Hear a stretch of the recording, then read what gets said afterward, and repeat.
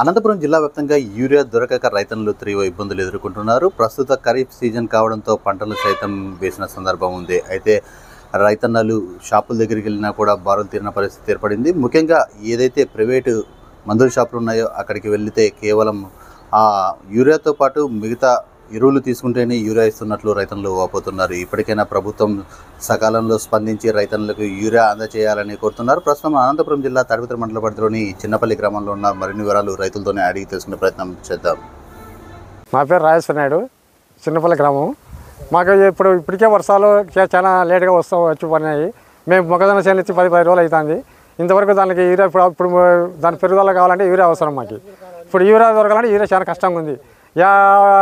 Shop లేకపోయినా urea లేదంటున్నారు. దాని మీద ఏదైనా గవర్నమెంట్ స్పందించి మాకు యూరియా తొందరగా అందించేటట్టుగా చూడాలని కోరుకుంటున్నాం. ఇప్పుడు యూరియా ఇప్పుడు ఎదుగుదల వస్తుంది. ఇప్పుడు యూరియా లేకపోతే ఎదుగుదల ఆగిపోతుంది.